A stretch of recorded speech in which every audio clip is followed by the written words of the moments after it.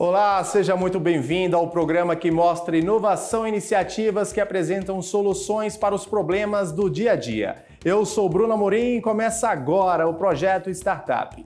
Para o bate-papo de hoje, recebemos o especialista Paulo Renato Macedo Cabral, ele que é gerente da Unidade de Inovação do Sebrae Nacional. Seja bem-vindo, Paulo! Mas antes, vamos conferir a história da Layers Education, startup de São Caetano do Sul, que integra aplicativos de educação para instituições de ensino básico. Vamos ver!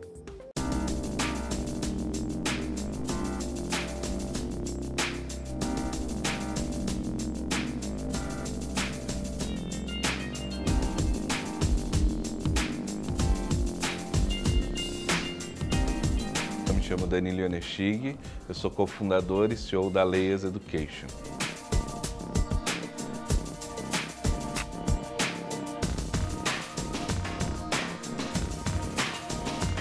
Empreender, ele não é uma ação de fundar somente uma empresa. Empreender é a ação de todos os dias você querer inovar naquilo que você faz. Foi assim que eu conheci a robótica e a partir da robótica vem muito da nossa história. O desejo de trazer algo novo para os alunos poderem motivar na aprendizagem e começar a ter mais sentido me fez conhecer robótica educacional. A partir da robótica educacional eu comecei a ter participações em competições, em torneios, tive premiações como técnico nacionais e internacionais e pude me voluntariar nessas competições. A partir desse voluntariado eu pude conhecer o Ivan, que junto comigo fundou a Layers.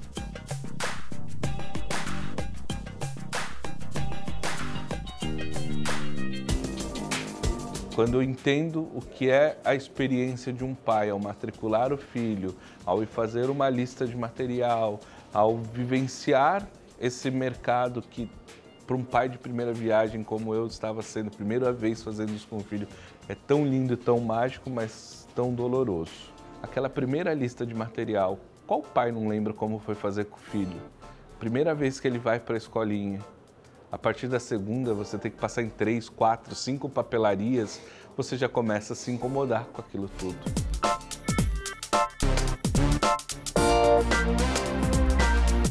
A Layers é uma edtech, é uma empresa que nasce com o objetivo de trazer solução para o mercado educacional.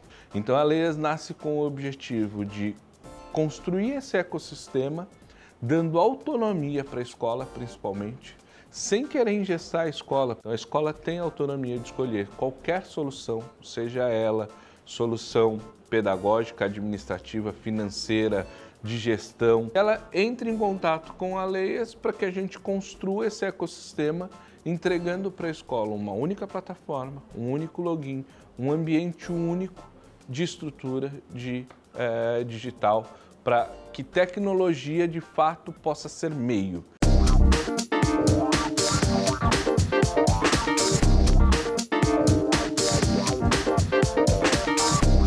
A gente construiu todo um pacote de soluções de tecnologia que atendam dores da escola e que potencialize o uso de uma aplicação, tanto web quanto mobile. Quando a gente traz essas duas soluções, vem uma crise pandêmica que acelera uma segunda necessidade que a gente tinha, que era integrar as plataformas digitais também ofertadas pela escola.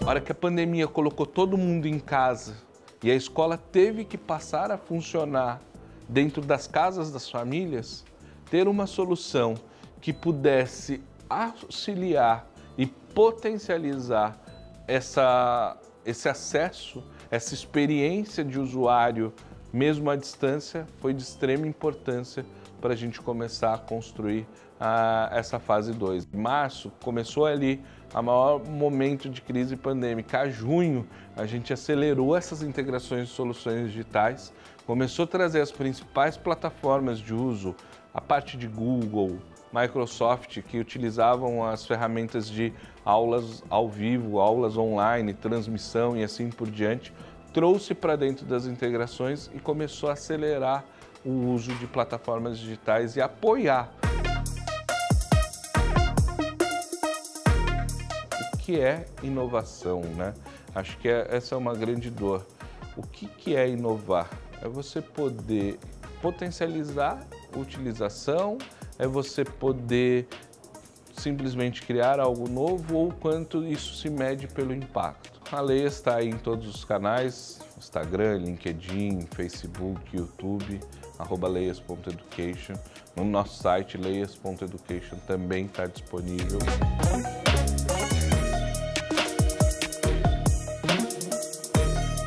A gente entende que tem um propósito de tornar a tecnologia cada vez mais acessível dentro da educação. Os índices atuais que saíram aí de IDEB e outras réguas mostraram que a pandemia trouxe um regresso muito grande na aprendizagem dos nossos alunos. A Leias nasceu no mercado privado, mas a Leias não quer ficar só em mercado privado. A Leias quer olhar para todo o mercado educacional brasileiro e tornar a tecnologia, o acesso à tecnologia educacional, uma fonte fácil, uma fonte rápida e uma fonte que possibilite potencializar a aprendizagem e equiparar o Brasil aos principais países do mundo no quesito educacional.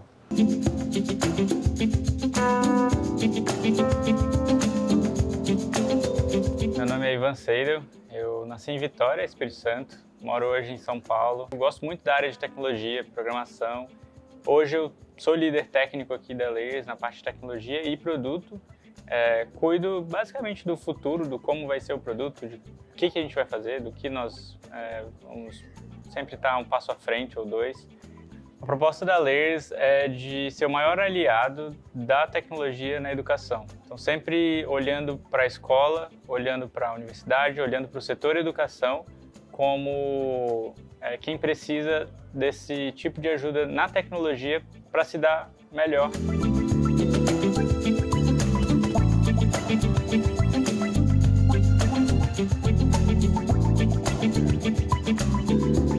Quando eu tinha terminado de ter uma oportunidade de trabalhar fora do Brasil, em Luxemburgo, na Ripple, eu tive 4 ou 5 meses que eu fiquei trabalhando fora e essa vontade de pelo menos tentar aqui dentro antes de testar algo lá fora era algo que me cativava a atenção. Eu já conhecia o Danilo e foi quando eu decidi perguntar para ele se ele topava, literalmente topava, eu voltar para o Brasil e a gente começar algo mais sério.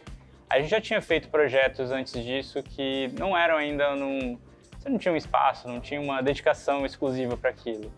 E na minha cabeça não tinha dado certo justamente por isso. A gente precisa se dedicar para algo de corpo e alma para aquilo poder funcionar.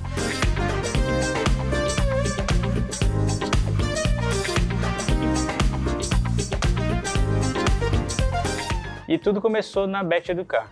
A Bet, para quem não conhece, é um evento muito grande que existe no Brasil. E naquele ano, quando a gente foi na Bet, a gente viu uma oportunidade. E era uma oportunidade muito clara, assim, que todos aqueles stands, espaços físicos que existem ali por 3, 4 dias, eles eram espaços que eram ocupados por 4 dias e aquelas empresas elas estavam próximas só naquele momento do ano. Todo o restante do ano, cada um estava no seu canto, fazendo o seu produto. E a gente viu a oportunidade de unir todo mundo dentro de um ecossistema só. Mas isso começou a se construir ali naquele momento. O time de desenvolvimento, ele começou com 3 desenvolvedores. 3 desenvolvedores que eu já conhecia, um deles sou eu, e outras 2 pessoas que eu tinha amizade pela universidade e que também conhecia pela equipe de robótica. A gente começou a construir o produto sempre muito no modelo de precisamos colocar no mercado, testar rápido para validar essa ideia.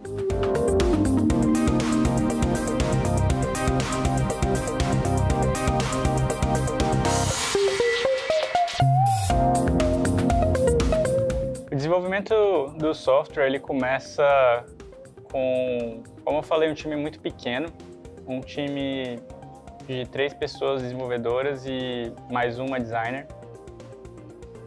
Nosso objetivo era em 6 meses já ter o software rodando para implantar com 3, 4 clientes. E a gente conseguiu fazer isso. Nós focamos no início em primeira fase, a gente chama de fase, né? A gente projetou 3 fases que seriam executadas em 4 anos. Quase como o filme do Star Wars, que eles sabiam que não dava para fazer uma parte, então eles fizeram o fim e depois fizeram o começo. A gente meio que inverteu também. A gente falou, vamos fazer essa parte e a gente deixa isso para depois. Por alguns motivos, o mercado ainda não estava preparado, a tecnologia ainda não era uma realidade do Brasil em termos de software e uso de tecnologia dentro da escola. Algumas usavam, com certeza, mas não era essencial. Então a gente teria na primeira fase a escola, a gente teria numa segunda fase fornecedores e essa terceira fase foi justamente isso. É quando a gente de fato remodela nosso aplicativo. Então ele passa a ser um aplicativo onde, diferente de antes, que a gente tinha funções dentro dele, a gente passou a ter startups que colocavam tecnologia dentro do mesmo aplicativo. Empresas de tecnologia que colocavam funções dentro da mesma plataforma. E se tornar esse hub que foi uma parte bem complexa, tanto em termos de tecnologia, software, envolveu muito estudo, muito hack, assim, né, do bom modo de dizer, de como a gente poderia fazer algo que ainda não tinha sido feito, e a gente conseguiu construir esse ecossistema, que hoje é a Layers.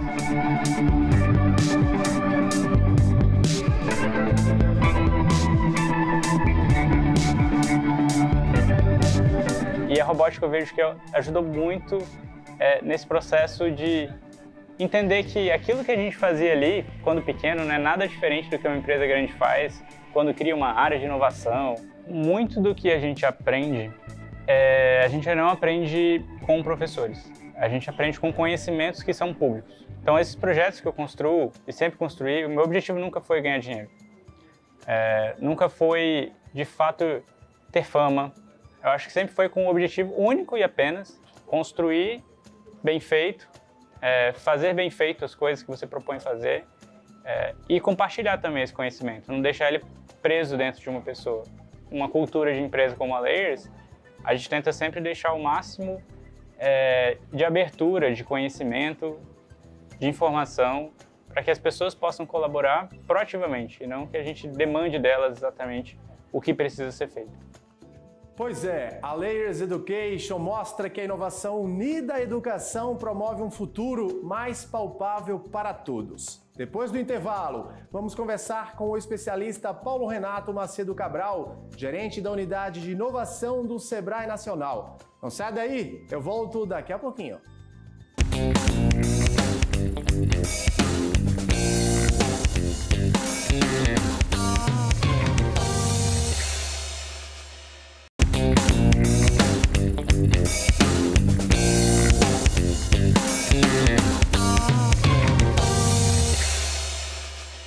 Estamos de volta com o programa Projeto Startup, onde você conhece histórias de inovação escaláveis e aplicáveis. No primeiro bloco, conhecemos a Layers Education, startup de São Caetano do Sul, lá em São Paulo, que inova unindo tecnologia e educação. E agora vamos conversar com o especialista Paulo Renato Macedo Cabral, ele que é gerente da Unidade de Inovação do Sebrae Nacional. Olá, Renato, muito obrigado por estar aqui com a gente. Seja bem-vindo. Muito obrigado, Bruno. Eu que agradeço a oportunidade de estar aqui com vocês no canal Empreender. Pois é, né, Renato? Que história interessante, né? Esses dois empreendedores, o Danilo e o Ivan, eles começaram muito cedo, né? Criando como programadores. Eram rivais lá no passado e em 2018 se uniram, se juntaram, criaram essa sociedade aí que tem dado muito certo, né? Casos como esse acontecem de vez em quando, né? Sim, acontecem e tem se multiplicado muito no Brasil, viu, Bruno? É uma oportunidade hoje, os jovens, e eu não digo jovens só de idade, que é o caso, né, desses dois empreendedores, mas pessoas com essa mentalidade empreendedora e inovadora estão criando essas empresas que possuem modelos de negócio inovadores, que são as startups, né? Não só com modelos de negócio inovadores, como também tecnologias inovadoras que têm resolvido problemas incríveis no mercado, como é o caso dessa empresa que resolve um problema de gestão educacional. Eu queria também fazer um destaque que é muito interessante a gente observar nesse caso, Bruno, é que essa é uma empresa do ABC ou ABCD Paulista. Não é uma empresa que está localizada numa grande capital ou num grande centro urbano, apesar de São Caetano do Sul ser bem próximo, né, Bruno, de São Paulo, mas que demonstra que a oportunidade de se criar uma startup está presente, Bruno, em qualquer lugar do Brasil. Ou seja, se eu tenho uma ideia inovadora, se eu consigo identificar um problema no mercado, unir soluções existentes, unir ferramentas, tecnologias existentes ou novas e endereçar isso ao mercado, eu estou criando uma startup. E para isso não há barreira geográfica, tanto que é esse caso que está em São Caetano do Sul e não numa grande metrópole. E a gente vê como tudo isso é importante e rico para o Brasil aqui sobre a ótica do Sebrae, viu, Bruno? É verdade, Paulo. E eles cresceram tanto, né, que tiveram até um reconhecimento de uma consultoria americana como uma das 100 empresas de tecnologia mais promissoras do mundo. Olha só, né, Paulo? Interessante, né? Isso é fantástico, né? Assim, tempos atrás a gente não poderia imaginar uma grande consultoria americana, que são selos que chancelam essas empresas, né, dizendo isso de uma empresa de pequeno porte. Até então nós estamos acostumados a ter essas chancelas para médias e grandes empresas com marcas reconhecidas, mas cada vez mais o mercado reconhece, as grandes instituições reconhecem, digamos assim, o poder das startups, o poder das empresas de tecnologia, como realmente tecnologias promissoras que estão mudando o mercado e mudando todo o paradigma de como é que aquela cadeia de mercado se comporta. Inclusive, né, Paulo, esses dois empreendedores, eles tiveram aí também um reconhecimento da Faber-Castell, já que esse aplicativo, essa ferramenta inovadora que eles criaram, que é com um foco no setor educacional, tiveram aí o reconhecimento e até receberam investimentos da Faber-Castell como a primeira EdTech, como a primeira empresa que utiliza tecnologias inovadoras no mundo a receber investimento da Faber-Castell. Muito interessante, né, Paulo? Esse reconhecimento da Faber-Castell, a gente sabe que é um nome, é uma empresa reconhecida mundialmente, não só em outros países, mas principalmente aqui no Brasil, como uma referência no setor, de reconhecer esses dois jovens, né? Eu digo jovens porque eles ainda são jovens, e receberem todo esse reconhecimento, todo esse investimento da Faber-Castell, né? Ô Bruno, você tocou num ponto fundamental e tem uns elementos muito interessantes para a gente poder explorar aqui. Em primeiro lugar é o seguinte, quando uma startup recebe o aporte de um fundo, de um investidor, seja o que nós chamamos no mercado aquele investidor individual, né, que comumente a gente chama de um anjo, é como se fosse um anjo que apareceu para a nossa vida e colocou dinheiro na nossa empresa, ou seja, de um grupo de investidores estruturados por meio de um fundo, ou seja, por meio do que a gente chama também no mercado de corporate venture, as palavras são meio em inglês nesse mercado, mas é um fundo de investimentos de uma empresa. Isso demonstra, Bruno, o reconhecimento máximo da empresa. Ou seja, alguém só vai colocar dinheiro na sua empresa se ele tiver muita certeza que ele está fazendo um bom negócio. Se ele perceber que a sua empresa tem um bom produto ou um bom serviço, se ele perceber que o time que executa o trabalho da empresa é um time de alta qualificação e tem capacidade de executar e fazer com que a empresa cresça, se há um mercado promissor e se a gestão da empresa é bem organizada. Então, para um fundo de investimentos entrar numa empresa, seja de qualquer ordem de fundo, de tamanho, de volume, é porque realmente a empresa foi demonstrada como excelência. Então, no caso da Faber-Castell, definir entrar nessa empresa dos dois jovens, demonstra a qualidade dessa empresa. Isso é muito importante dizer. E outro elemento que eu queria dizer para encerrar minha fala, que é curiosíssimo nesse caso, né? Possivelmente, por que a Faber-Castell está colocando recursos de investimento numa empresa da área educacional? Veja bem, a Faber-Castell é uma gigante que está no Brasil e internacional. Grande parte da receita do negócio delas vem da venda de material escolar, correto? Vem da venda de lápis, de canetas que a gente conhece e consumiu durante toda a vida. E a Faber-Castell sabe que a receita desse produto do lápis está diminuindo, porque o mundo está indo para a era digital. Os jovens estão usando tablets na escola, nas universidades, assim, usam tablets. Então, qual que é o futuro do lápis? Eu não sei, mas ela já deve ter estudado. Então, ela não está esperando o negócio dela decair.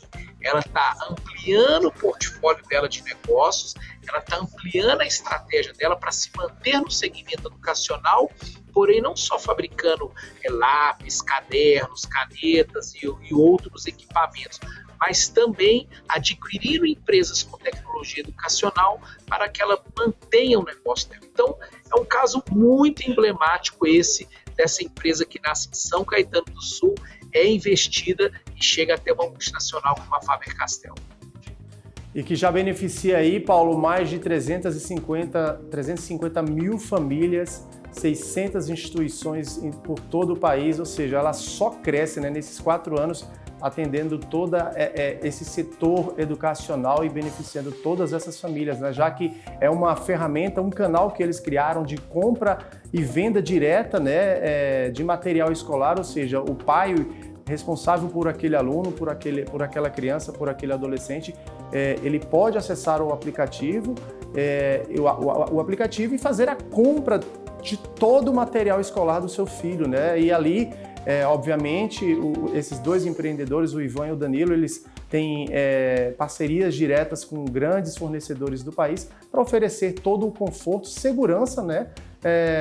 Para esses clientes, né? Para esses futuros clientes, para esses pais, para esses responsáveis dos alunos, para eles poderem adquirir todo esse material, né? Além do que, ainda a outra novidade criada por eles é justamente que os pais vão ter acesso ali pelo aplicativo às notas, até o boleto de pagamento da mensalidade ali do filho, a um recado escolar, como é que está ali o andamento educacional, digamos assim, do seu filho. É realmente muito importante, né? A gente já tem alguns exemplos de aplicativos como esse aqui no Brasil. Eu falo aqui por experiência própria. Eu tenho uma filha e na escola dela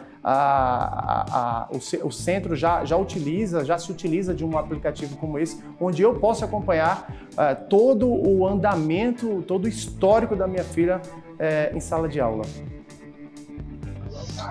Isso é muito interessante, Bruno, porque acho que a grande questão que eles endereçaram assim de problema, né, é essa comodidade realmente dos pais adquirirem o material da escola, que já é um super benefício, como também o que eles fizeram. Eles integraram vários outros aplicativos que a escola já usava, como de agendamento, como de caderneta escolar, como de acompanhamento escolar.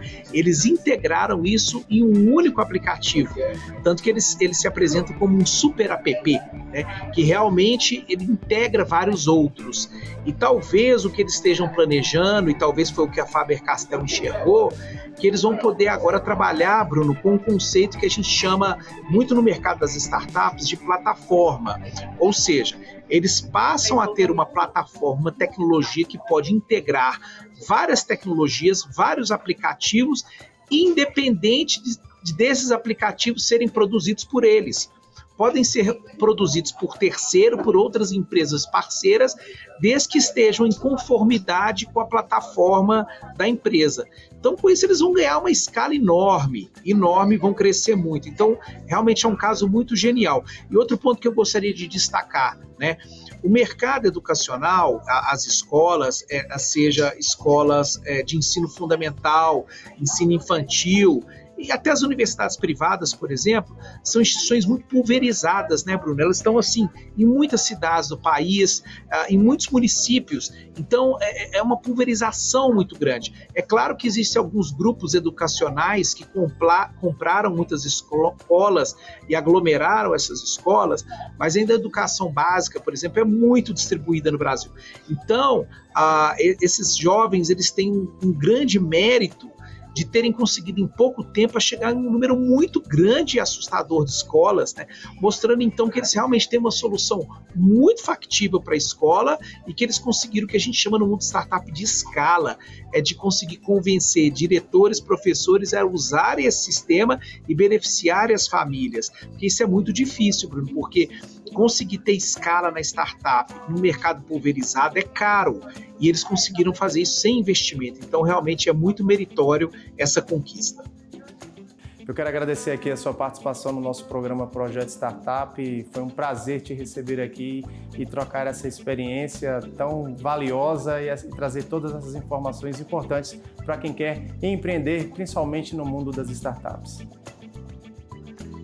Bruno, eu que te agradeço a oportunidade de estar aqui e digo aos empreendedores que nos assistem, se você tem uma ideia, procure o Sebrae em qualquer estado do Brasil, nós temos os programas de startup, procure lá um gestor de startup, procure nossos colegas e venha trabalhar conosco no desenvolvimento do seu negócio inovador. E o programa está chegando ao fim. Quero agradecer a presença do nosso especialista Paulo Renato. Eu aguardo vocês no próximo episódio. Até lá!